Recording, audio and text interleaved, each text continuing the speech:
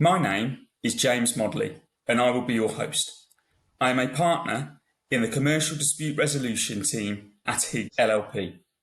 I'm really looking forward to this one, as I know we're going to get some great insights for you.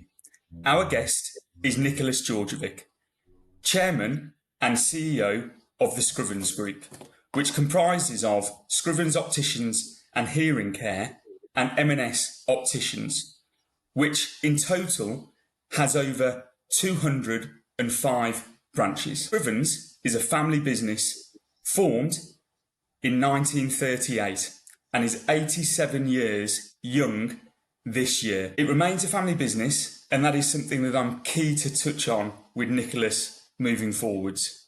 So, Nicholas, welcome. Thank you. Good morning. Good morning.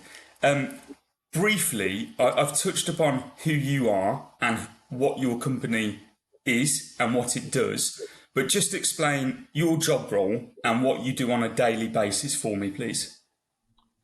So in my role as Chairman and Chief Executive, I'm sort of one of the conductors, really, if you like, of trying to keep the team together and focused and understanding what we're trying to achieve on a day-to-day, week-to-week, month-to-month basis.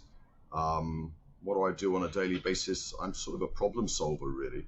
I'm involved in, obviously, stuff like strategy discussions and general policy deliberations, but really my job is mostly talking to people, talking to senior colleagues, talking to any colleague that wants to come into my office, and trying to support them, trying to ensure that we reach solutions to issues as quickly as we possibly can.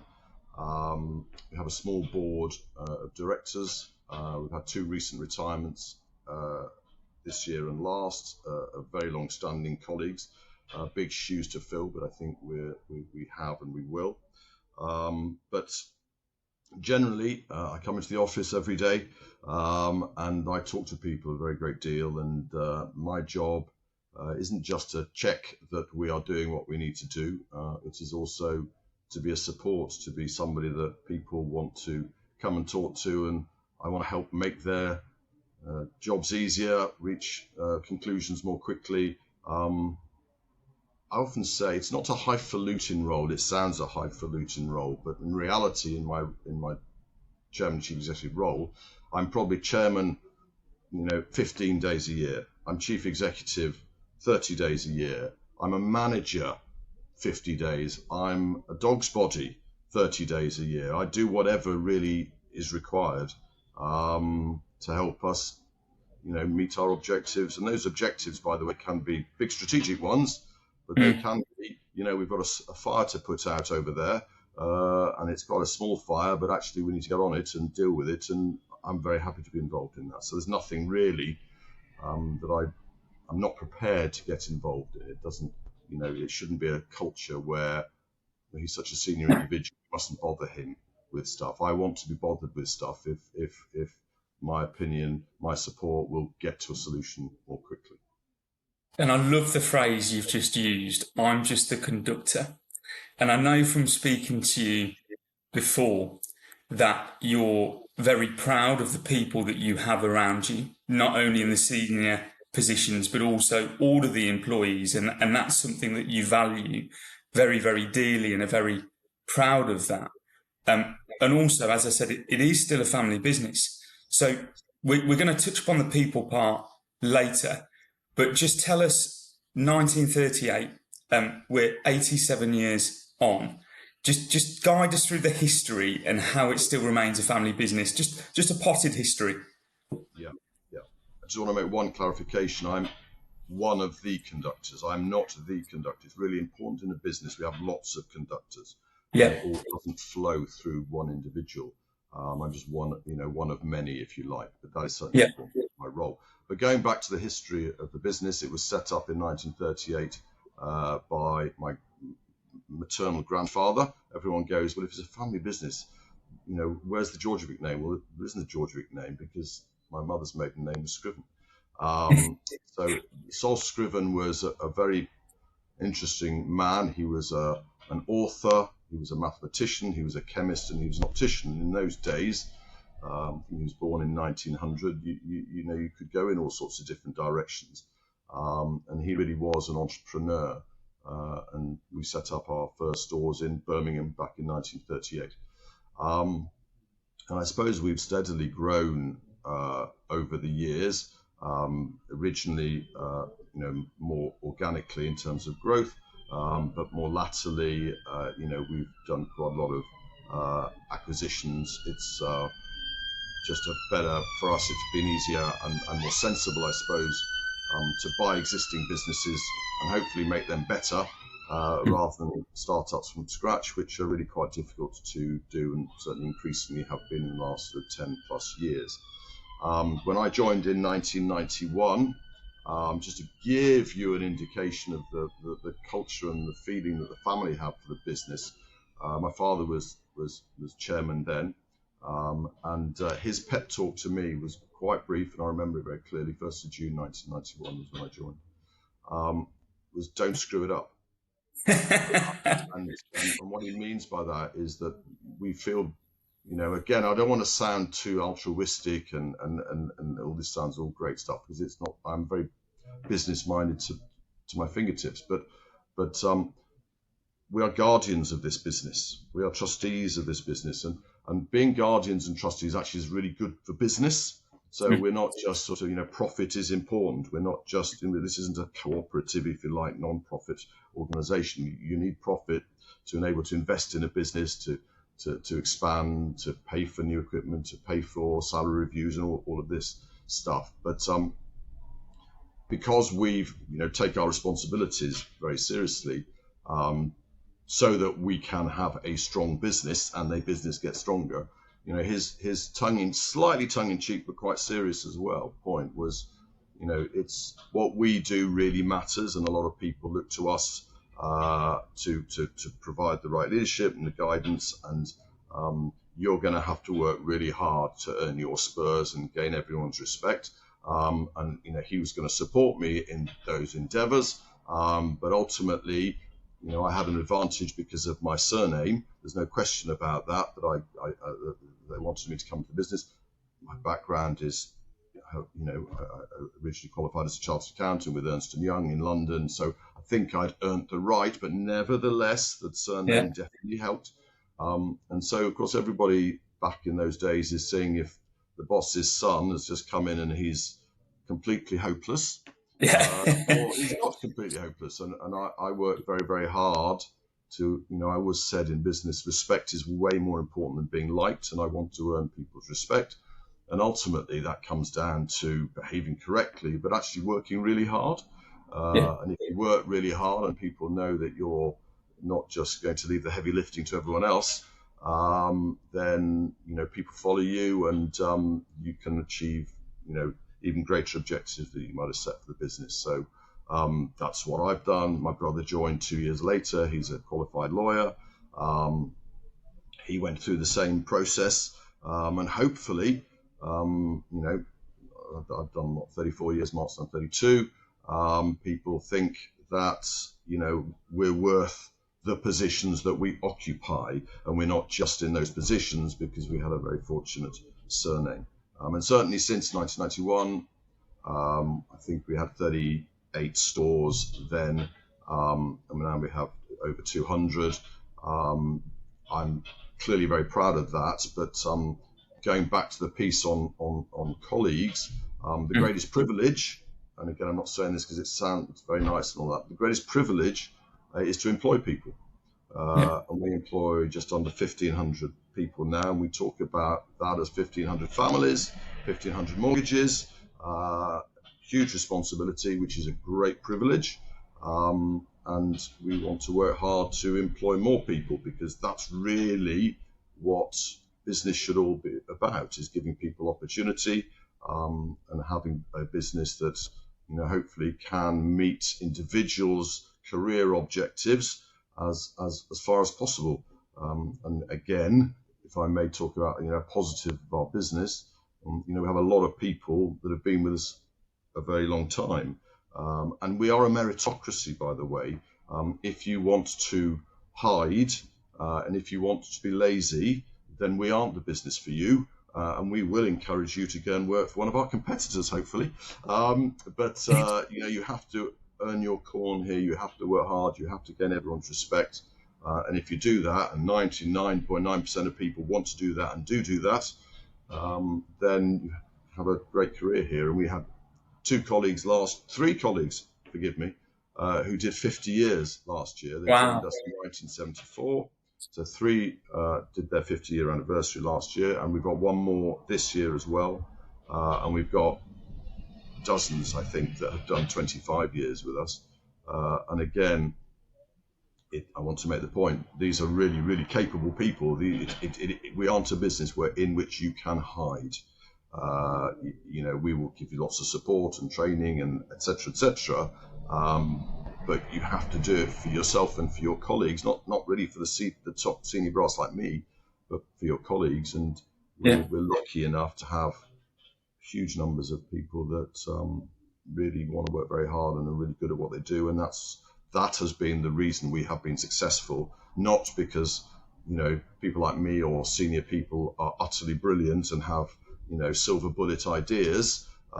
It's not that. We are a service business, and we rely on the jobs that our colleagues do in the stores and in the support business areas as well, day in, day out. And as a private business, complacency is very much a swear word, because unlike the big businesses that can seemingly can't go bust, private businesses always can, and you can never ever be complacent. You can never think, well, we've had a great few years, everything's going to be fine in the future.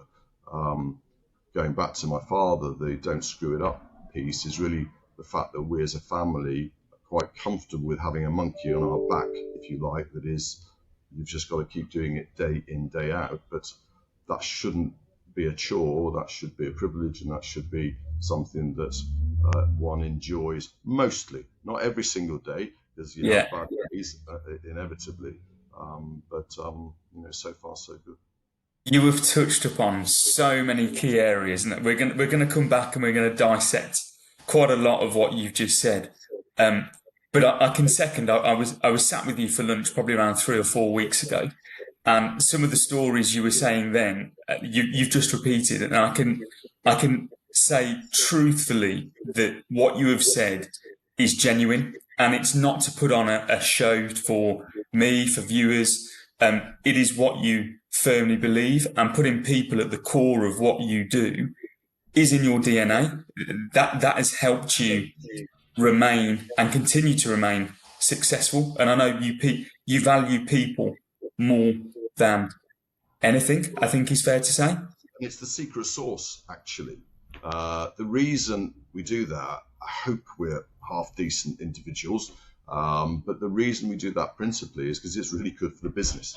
I'm not going to say that if I thought being the complete opposite was good for business, I'd suddenly, go and behave like that. But if you look at, I do see a lot of businesses. My background is, and this is an awful long time ago. I think I qualified in 1988, which is pretty much just about post-war, but it feels a long, long time ago. And I went, when I was with one of the bigger professional services firms, I went into a lot of businesses, and you see how people are. And I'm a great enemy of office politics, for example. I'm a great believer in, make sure you catch people doing stuff right. You don't catch people doing stuff wrongly, if you like.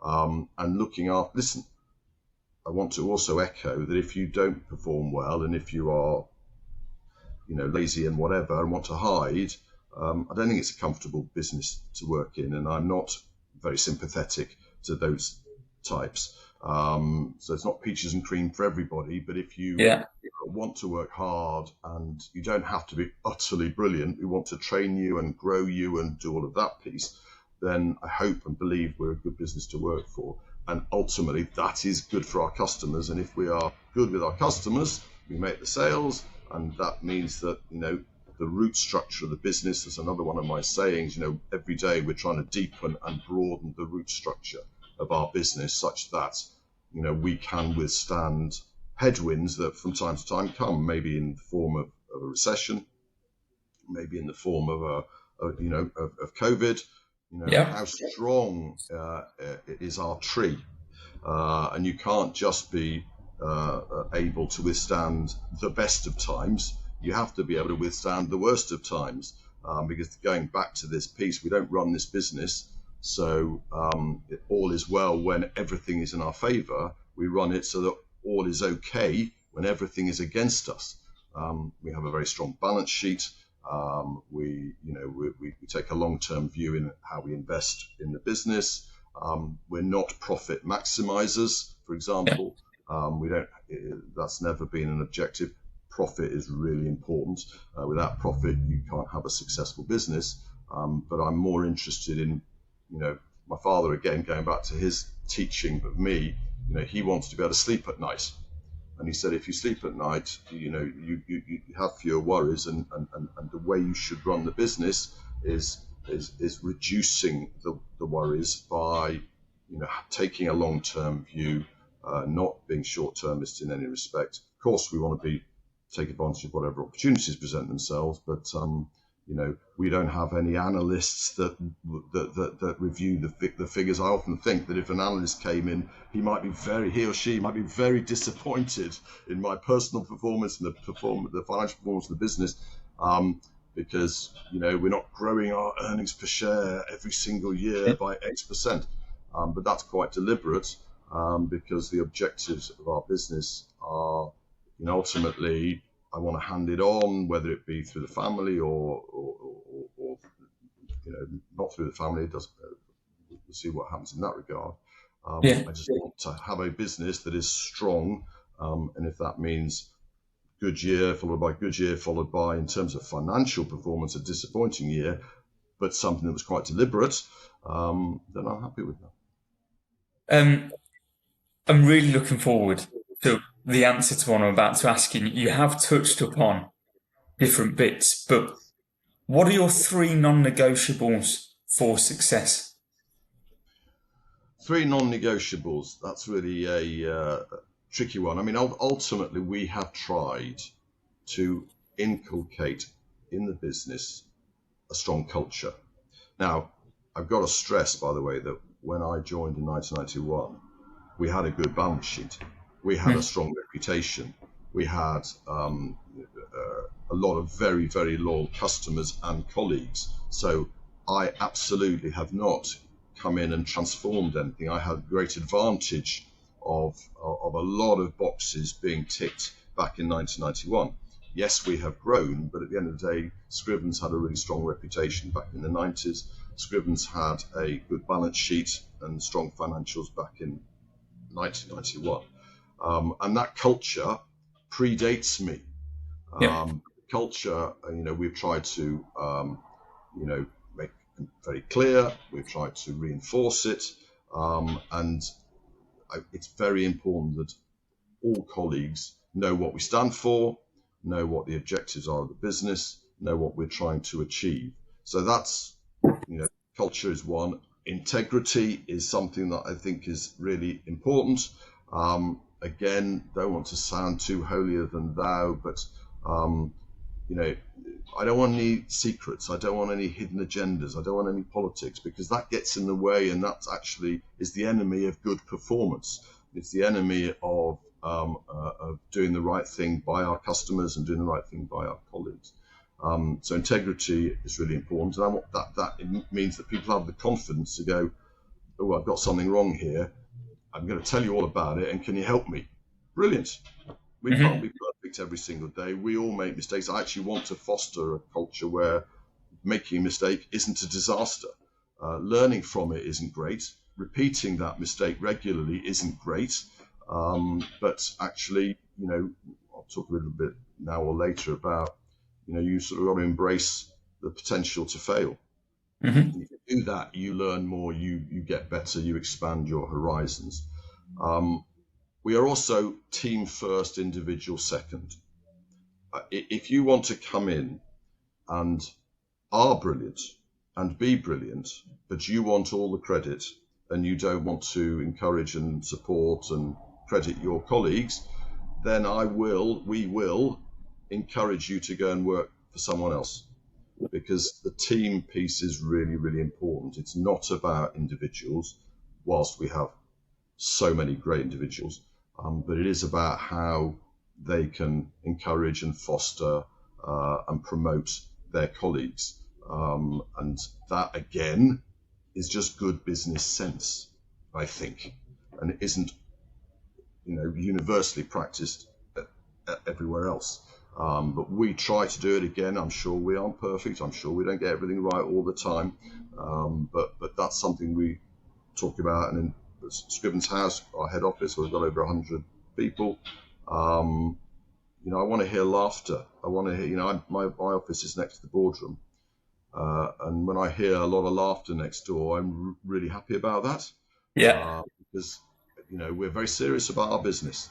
And I know there's really important stuff's going on in there, but if there's a lot of laughter and jokes being cracked and whatever, that, for me, I'm really pleased about, because it means that, we spend a lot of time at work.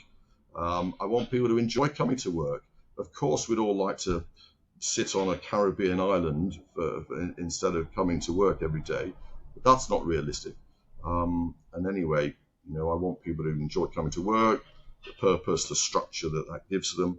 And I don't want people to think, I'm terrified of making a mistake. I can't, I've got to put my nose to the grindstone. I can't laugh. That's anathema to me. That's anathema. So those are sort of, some of the things that are important to me. I love that. And I've written down two things because, again, there's so many things to come back to that you've just said. But I think the undercurrent of everything that you have just said, and we'll touch upon failure in a minute because I do want to explore that further, but the principle that actually failure shouldn't be seen as a negative and can be turned into a positive. And I love what you just said about it's team first. It's not individuals. We're all team players, whoever that may be. All of that comes back to one of your key principles of culture and people being at the centre of that. But just tell us more about culture. Is really, really hard to ingrain into a business, isn't it? It takes time. You can't put shiny mottos over a door and expect everyone to suddenly live and breathe it. So what is the culture that you promote at Scrivens, and how do you do it? Because it is a really hard thing to build. Well, the reason it's hard is because in a lot of businesses, chief executives, and the tone, by the way, is set from the top. There's no question about it. The tone should be set from the top. But clearly in a lot of businesses, chief executives might stay for 5 years, might stay for a few more years or a few less years, and they've got their own objectives and agendas within a short period of time. The fact that, as I say, there was already a culture and a good understanding of where we sat in the market and the approach we took both to colleagues and customers back in before I joined was really important, because I learned a lot from my senior other colleagues when I joined in 1991. And the one thing that is really consistent, I think, through what we do is we all work hard. Actually, it's quite simple. We put it in, and we enjoy putting the work in. That doesn't mean 15-hour days, by the way, but we're 100% committed to the roles that we have, to the colleagues that we work with, and that's absolutely critical. So I've been here a long time. My brother's been here a long time. One of my directors, we two retirements last year. One did 50 years, and the other did 36 years. So we are fortunate insofar as we have a lot of people that have been here a long time, and that helps ensure a consistent culture. But we, I suppose, recruit and retain very well, and work very hard with people. And at the end of the day, if you make the odd slip, we don't suddenly decide immediately, oh, you're not the right person. You made the slip, let's help you. We're very good, I believe, at talent spotting. Talent is not, one of my favorite stats is I think I have a leadership team of about 18 people. I think only 4, haven't done it recently, might be 5, are degree level educated. And a lot of those leadership team didn't do that well at school, didn't come out of school with great GCSEs. And if you ask me for a list of things I've not been successful at, one of the key ones would be some recruitment disappointments, and those recruitment disappointments have often been individuals with wonderful CVs on paper, and occasionally that leads to more than a small dose of entitlement, and they're going to do us a great favour and come in and be brilliant, and invariably they have not been able to carry people with them. They've not been able to withstand the spotlight. I think there's quite a strong spotlight, especially head office and within our prescription house and regional offices. You've got to be comfortable with a spotlight on you. Again, if somebody that wants to withdraw and leave it to others, I don't think it works very well. And again, one or two of the recruits I've made over the last 35 years, if they've had a great CV and whatever, they haven't performed often to that level. Whereas the individuals that haven't been the entitled, haven't been the chosen few at school and beyond, wow, they can be the Pied Pipers of a business. And you say to them, you're terrific. And they've sort of, well, nobody's ever said that to me before, firstly. And that's really a powerful motivator. And you support them, you train them, you don't have, you moderate your expectations early on. But they just grow and they grow and they grow and they just become brilliant. And so we have a lot of people in our senior management team that if you put their CVs up, maybe they wouldn't get jobs with a lot of businesses now because they're just looking at, how many A stars and which school you went to, I'm probably being a little unfair there. But, I'm very proud of the people I work with because they're really, really good at what they do. And many of them, haven't had the easy starts and privileged upbringings, if you like, that, frankly, people like me have had. I think that's brilliant to hear. And I think that's brilliant to hear for a number of reasons. The world is changing. And I think there certainly has been, if not still is, a association with you need a university degree to do well, and you need to go to a certain university. And then if you get all of that, everything will fall into place. Whereas actually, I know full well from people that I went to school with, I know there are better people out there than me, for sure. There are a lot cleverer people than me on all kinds of different levels. I've just been very lucky to get to the position that I've got to, with some hard work, of course, but with a massive slice of luck.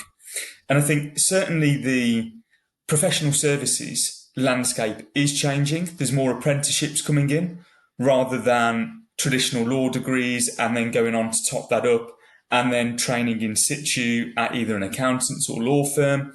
That is changing, and it is, or I hope it will, open up avenues for people who, as you say, may not have got to the position they have unless someone gave them a chance.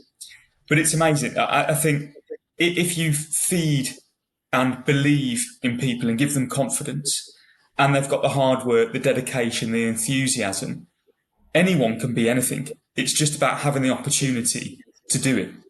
But it's also really key to it is really important. The big professional service companies have done a lot of work on apprenticeships and not just looking for graduate intake junior roles. But it really matters that the culture within that business, within that organisation, from the senior managers and directors, fosters a culture of encouraging those that join and making sure that we give them the opportunities and notice where they need support and where they may have the odd weakness, but more importantly, where they're strong. Because if you just get people in without the support structures in place to help them on their journey, then it often won't work as well as it needs to and as well as it ought to. Absolutely right. It is having that support, isn't it, at whatever level. But I think it's also important that you open this conversation up by giving a breakdown of what actually you do as a chairman and CEO. And one of them is just doing the teamwork, doing the heavy lifting, walking around. And I think it's really important for any successful business, and I'll stick my neck out on the line here, of actually the people at the top, or what are perceived to be the people at the top, lead by example and do what they would expect others to do and not just sit in an ivory tower and give command instructions around, because actually that's a detachment. Mentorship's really important, and we need to be of a type of a character that you mentor. You can be a mentor for anybody. Yeah. And that's really important, because ultimately anybody in any position should be looking for their successor, should be, identifying someone that could do their job or at some point, and have the confidence to encourage and nurture those individuals, rather than be worried about, oh my goodness me, they're coming up on the side here and they could be better than me. I want always to find people that I rely on, people that are better than me, and all my colleagues in their particular roles are way better than I would be if I was doing their role. And I always have said that strong people want strong people around them, and weak people want weak people around them. And if you want business to thrive and succeed, you want as many strong people. And quite often I'm in a meeting and I say, I think we need to go this way, and then somebody says, I hope you don't mind, but I would say that's not. Can I just give an alternative perspective? And I listen to them and I go, well, that's a way better idea than mine. Way better. Thank you very much. I'm delighted. There is no pride, shouldn't get in the way. I don't want anybody to think, well, he's no senior guy in the room, we better defer to him. When you sit around a table, we are all the same level. We all have an equal opinion. And very, very, very rarely do I have to go, okay, I can hear the different arguments, I might have to make a decision. In reality, for 99.9% of meetings, you reach a consensus. It doesn't matter whose idea it was, we go with the best idea. And if the chairman is talking nonsense, I rely on my colleagues to say politely, sensitively, courteously, I'm not sure that's quite the right way, what about this? And my job is to go, brilliant, that's so much better. I just suggest. Yeah, I absolutely love having stronger people, in whatever sense that may be, or better the people than me, whether I'm good or bad, around me, because one, you can learn from them, but two, they have great ideas. And if you have a collectively strong team, the more ideas, the better, because the more eyes on it, the more different visions that people have. I'm a firm believer, employ people that are better than you or stronger than you around you, and then you will all succeed together. Agreed. What I want to touch on is coming back to this failure point, because it's really important. And we've done a number of these podcasts now, and the same themes are coming out, interestingly, about culture, about people being at the centre.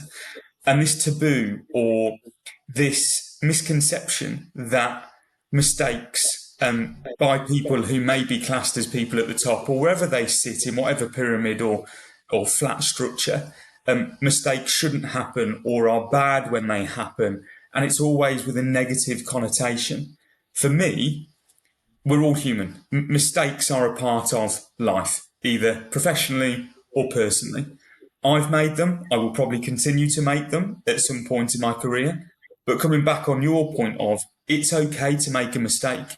We just need to learn from it, make sure it's not repeated, and better ourselves and the company around us to make sure a negative can be turned into a positive. So how do you, I suppose, one, have you ever made a mistake? I think I know the answer to that. But then how do you encourage people around you that actually mistakes they're going to happen if you take risks, if you step outside of your comfort zone, which we probably all should do to drive forward? How do you foster that positivity? I think it's about, I don't just think mistakes and failure is okay. I think mistakes and failure is vital. And giving people the confidence to not feel as if it's going to be a disaster because I have made a mistake. I have to point out again that if you make the same mistake consistently, then that's not good. We're not Agreed. Hey, that's fine. That's not fine. So there's that aspect. But one of my favourite stories, I think, and I think it was from a really good book by Matthew Syed called Bounce, which basically sort of touched on the 10,000 hour principle and why Federer's forehand is so good. It isn't preternatural. It's sort of he worked very hard. But he spoke about a story of the lady Korean world figure skating champion, and she was asked, how come she is so good and so much better than everyone?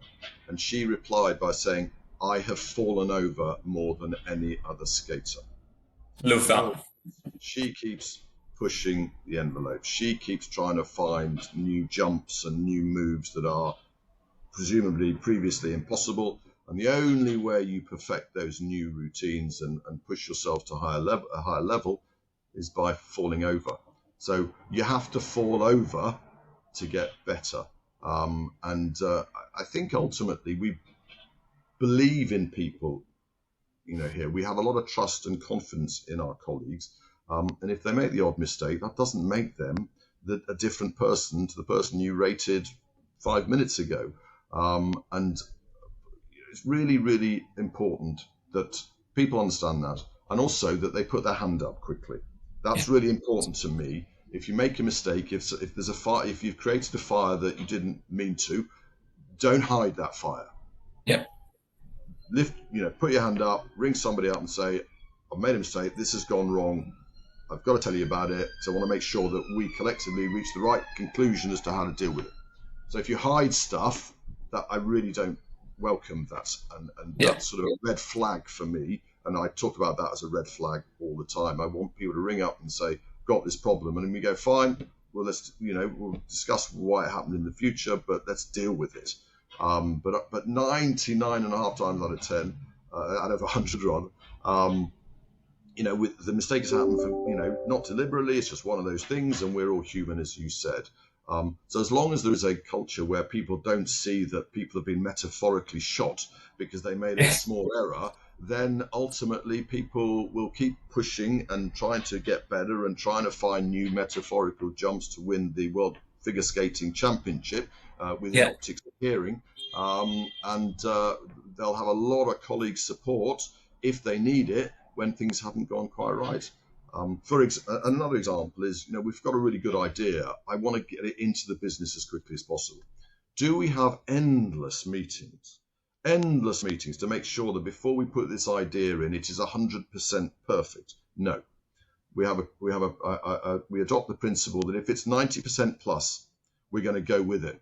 And then we'll conduct a live test effectively, and we'll learn, and we'll moderate and make it better. But the time it takes to go from 90% to 100% thought through and perfect, it's not worth it. We have to be quick on our feet. We don't have, for example, the same marketing budget as some of the bigger players in our field. We have to be more fleet of foot in how we can meet the needs and exceed the expectations of our customers. And that means let's just try this. We think it's a really good idea. We've had half a dozen people in the boardroom thrash it out. Those half a dozen people are really capable. They would have thought of most things. We're ready to go. Let's get it in there. If it needs smoothing out while it's already in the business, we'll do that. So that's just sort of makes sense, really, doesn't it? It's not brilliant.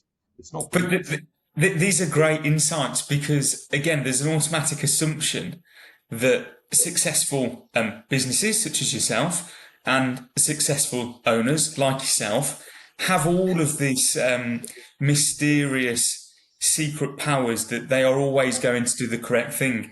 And it is so refreshing to hear someone in your position say, we don't. We run with it if we think it's over 90%. Sometimes it's going to fail, sometimes it's not. But we just need to try, and if we don't try, we're never going to know. Correct. I think somebody once asked, or maybe all once, why have you done reasonably well? And I say we bluff well. Because, and I know you like poker as well. I do like poker, but the point is, we aren't suffused with certainty about everything that we do. We are all lacking, and we're all human. Whilst I think our judgment is reasonably sound, and I think we make more good decisions than bad, The reality is we can't see into the future. We don't have all the answers. We are not omniscient. We are not quite brilliant individuals. So we're going to go, right, well, we've got all the data. We work very hard. We try and get as much information. We're a fact-based, evidence-based organization. And then we just go for it. And that has led to success, but we've also had missteps. We've also got things wrong, and we will continue to do so. But we do not, I don't want anybody to think that to be a chairman or a chief executive or a senior individual in the business, you really have to have all the answers, because I don't have all the answers. My colleagues don't have all the answers. But when we all sit together in a room, then, what I don't know, somebody else will know. What they don't know, a colleague will know. And in that respect, I suppose that's why I say we bluff well, because we often go into stuff and think, pretty sure this will work, but don't know for certain. Yeah. Let's have a go. Yeah. Do you ever suffer from imposter syndrome, Nicholas? So no, and I knew you were going to ask me that question, and I don't want to sound arrogant with that answer, but I've always had a clear view of what I need to do and what I am as an individual, and I think I have the right qualities and characteristics, if you like. And it's but that doesn't mean there aren't days where I'm thinking, God, I'm really struggling today, and I'm just not, at full capacity, or I have days that I struggle just like everybody else. But I love my role. I think I suit it and all of that. And I'm not going to falsely say I suffer from imposter syndrome, because I'm comfortable with the idea that I shouldn't know everything. I shouldn't have all the answers, because I don't know everything and I don't have all the answers. And I think that's the key thing, isn't it?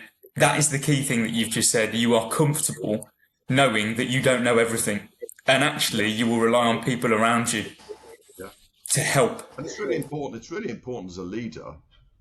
I mean, to be able to say, gosh, you've asked me a question, I don't know. Let's go and find out who does know the answer. And then, if you are somebody that has to pretend to know everything, firstly, you'll make wrong decisions and come to wrong judgment call. But secondly, you're not going to inculcate the confidence in those, because you're going to have your colleagues going, well, he knows everything. No, he doesn't. And not only does he not, he's comfortable holding his hand up and going, I don't know. I need to find somebody else that's cleverer than me, or that that knows more about this than I do. And they then go, well, he doesn't know everything, and he's the most senior person in the organisation, if you like. Well, that could be me as well, because maybe I'm qualified to be very senior in this organisation, because I don't know everything either. And do you think that's what makes a great leader? Of knowing what you are strong, maybe where you need assistance, and pulling together as one? Well, firstly, who is a great leader anyway. But those qualities are important. But in certain businesses, you can be quite different, and because you're in that type of business, you can be really, really super effective. In our business, in the business that I joined, and the markets that we work within, the culture that I say I inherited and that I've worked hard to make sure throughout all the business, and stronger throughout the time I've been here, I think is important. But I'm equally alive to the fact that my successor might have different qualities and might want to go in a different direction. I'm not exactly the same individual as my father was. That I joined had 3 or 4 directors who I described as big beasts, very big beasts. Big beasts. What's a big beast? Well, a big beast is, everything was really channeled through 4 people, if you like, and there was quite a gap between the directors and everyone else, was sort of, not given much autonomy and authority, and the 4 big beasts, ran it. And it, in the 60s and 70s and 80s, that's the way it was.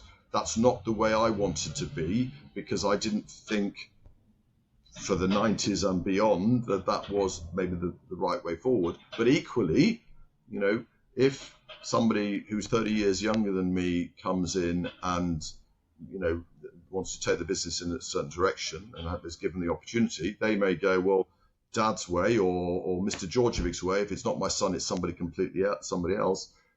Well, it was right for his time, but it isn't right for the future. And we, as senior people in business, have got to be alive to the fact that, I'm 60 now, a horrendous number. I'm not happy about that. It's bizarre. But that somebody that's 35, will have different ideas and different approaches. And I want to embrace those and encourage those, whilst making sure that somebody that comes in, for example, in a senior position who's 30 years younger, my job would to make sure they don't make big mistakes, that they don't fall over too badly, but equally not to say, well, you must do it this way. Yeah. Because my way was right, I think, for the business in the last 35 years. It might well not be right for the next 35 years, and it would be healthy if it wasn't right. And a younger cohort came in and said, we need to go slightly in a different direction. I hope they would put people at the core of their approach, because we are a service business and that is critical. But ultimately, it will be their ball game when I exit stage left, I suppose. Question. Leaders born, or are they self-taught? Bit of both, but more, I think, self-taught, actually, because I think the principle of learning more every single day is really important. And I think I'm better at my job today than I was 20 years ago and 25 years ago. And I always, we as a business, another of my sayings is that we want to be better today than yesterday, and we want to be better tomorrow than today. And we're always pushing that mantra, if you like.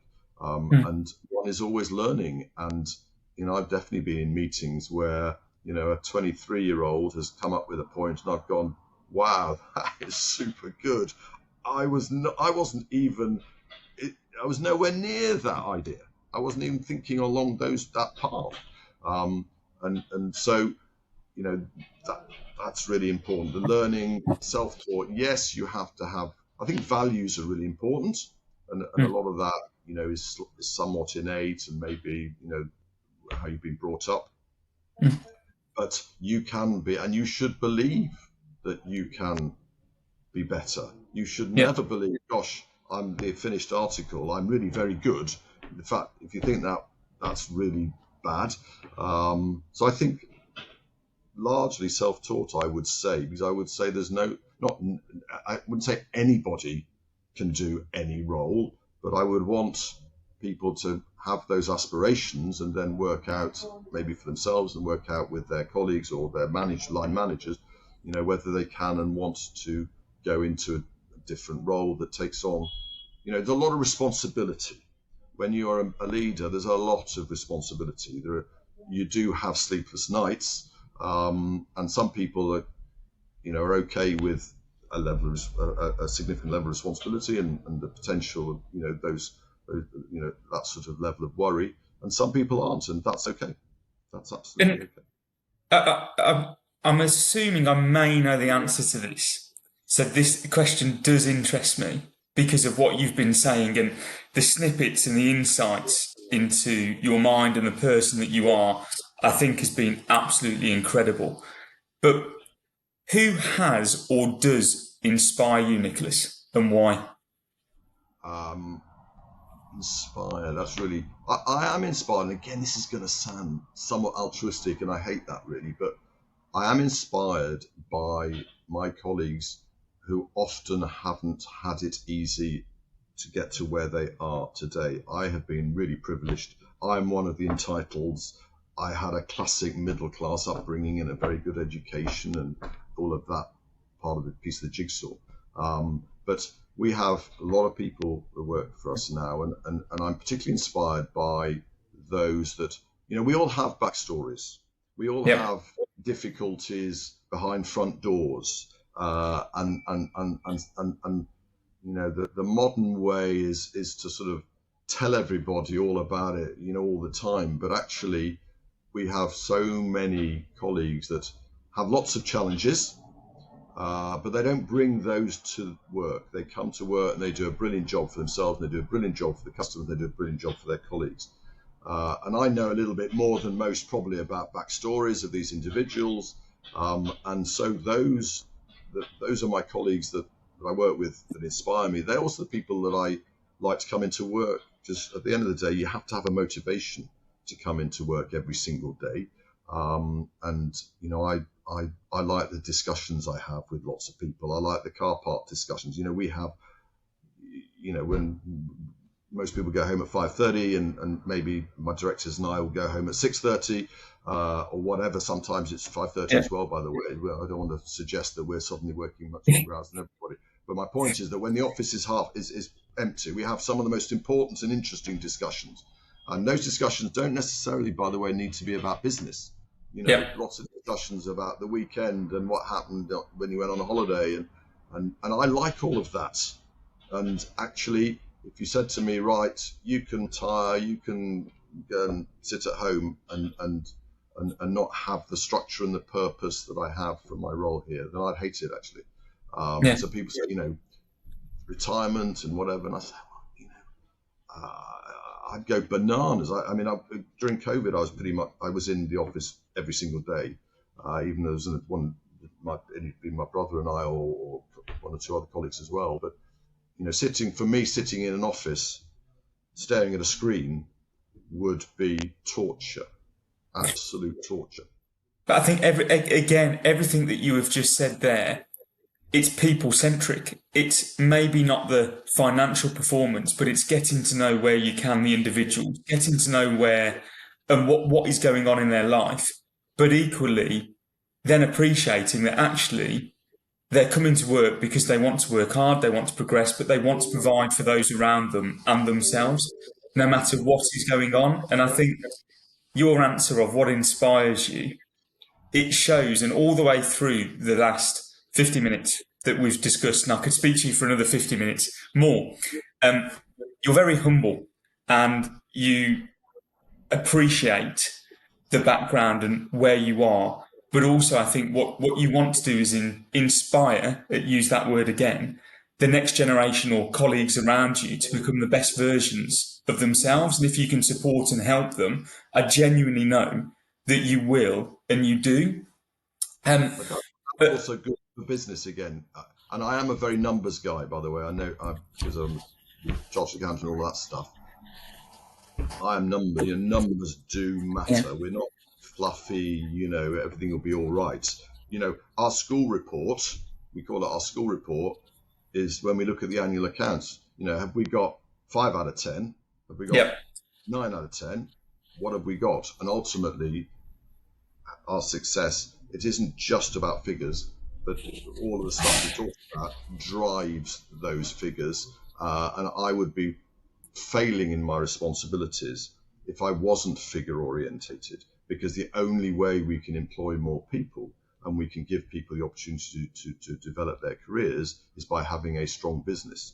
And a strong business means, you know, being able to pay the bills and managing an increasing cost base and making a profit so that we can invest more in infrastructure of the business and all that piece.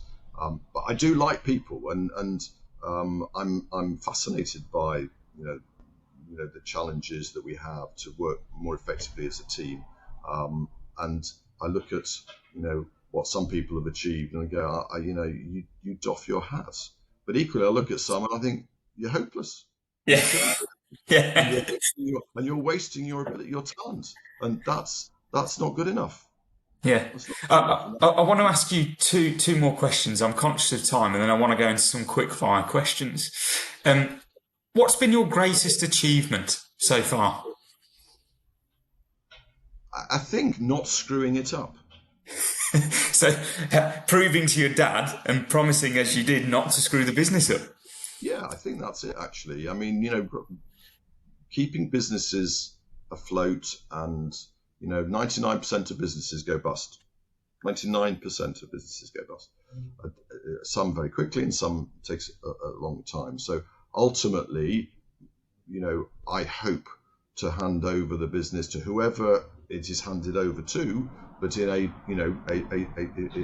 a strong business that has really good prospects. And there's no guarantee of that, by the way. Going back to this complacency as a swear word, we might have been reasonably successful, certainly before I joined and since I've joined, but that doesn't guarantee success in the future. And you have to really always have that front of mind. Otherwise, you can have one really bad year is worth about 5 really good years. You've got to avoid, we again, going back to a reason we've been successful is actually not because we've had lots of brilliant ideas. It's because we haven't had lots or many big mistakes, because you're actually judged, in my view, on how few the mistakes you make are, more than how brilliant the great ideas were. In our business, clearly, there are technology businesses that are very different, and you just have a completely brilliant idea and it shoots for the moon. But that ultimately, I haven't screwed it up yet. You absolutely won't. I still could, and that's the monkey on my back, and it's the monkey on all of our backs. But I think we enjoy what we do mostly. We do have bad days, we do have down days, and again, I don't want to present an impression of nirvana. It isn't nirvana. It's really hard work sometimes, and sometimes you're just not feeling it, and you've still got to put that mask on and go for it, because there's no, we talk about that a lot in our stores. Some of our customers visit us every 2 years. And if you're having a really bad day, on that day they come in, then your job is not to show that you're having that bad day, because they've come in this one day in 2 years, and you've got to give them brilliant service, even though you've got a tough situation at home, or you're not feeling very well, or you've broken up with your boyfriend or your girlfriend. Put the mask on, give your very best, and then when they've gone, you can go, and because it's not about how good we are when everything is going well, it's how good we are when things aren't going our way, or you're not feeling it. So we definitely have those days. We all have those days. Final question from me before the quick fire ones. What do you look for from external professional, service providers? What do you look for? So technical expertise, I suppose, is a given, or should be a given. What else is there? What is the secret thing that attracts you to external?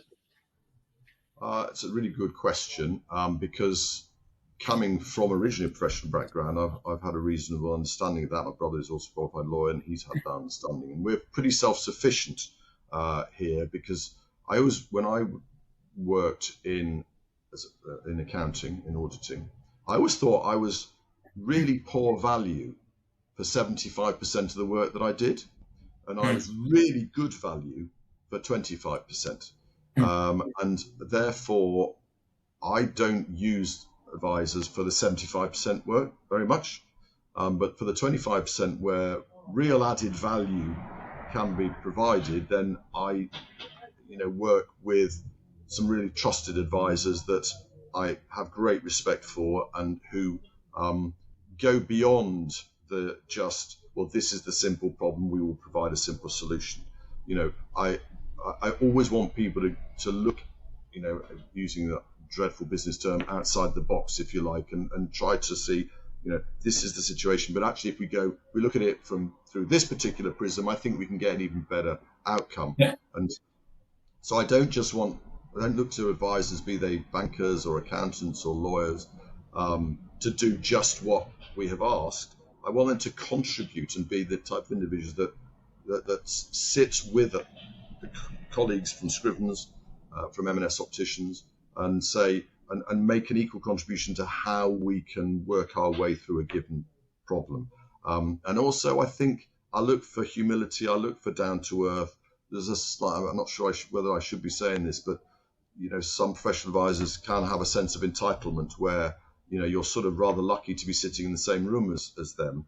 And I very quickly make sure that I don't sit in the same room as them. Yeah. Because ultimately that's not what I'm looking for. And I have some, I have long-term relationships with people, because again, going back to that sort of recruitment and retention piece, when you find a really good lawyer, and that lawyers there's all sorts of different lawyers that work in different fields. There's company commercial or dispute resolution or conveyancing, whatever it is. Same on accountants and advisors. When I find really good colleagues to sit next to, I want to sit next to them for a long time. But they have to earn that. They can't just sort of do you a favour. Anybody that comes in, either as a potential member of staff or a potential advisor or a potential supplier, if they're going to do me a favour, I sort of want them to go and do somebody else a favour.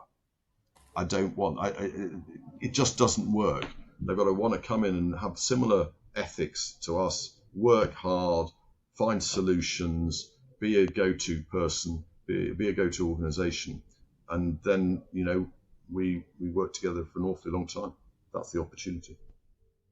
Look, some of those points are really useful for me to listen to, and I know they're going to be useful for other people to listen to. But we're on to the quick fire questions now, and these are fun. And I like asking guests these questions. Here we go. So, are you performance, KPI, or people driven? Undoubtedly both. You cannot, you have to be performance driven. Actually, even before people driven, performance matters. It's the only judgment within a business is how financially you perform. You don't have to be profit maximizers. You don't have to optimize, but you do have to be performance orientated. You have to understand figures. But clearly we are people driven because we're in a service business and we believe that's the key to success. Yeah. What sets your company apart from competitors? So we've worked very hard as we have grown to still have an independent mindedness to our business. In other words, I'm not a fan of homogeneity. I don't want to make every single store exactly the same, with all our staff having to conform in exactly the same way to, the protocols of a business. I want individual relationships between our staff in whichever high street they're operating in and their customers. And so it's not a one-size-fits-all approach. That becomes more difficult as you have more and more people, but it's still, again, the essence and the culture. And I want to be an independently minded business rather than a one-size-fits-all multiple.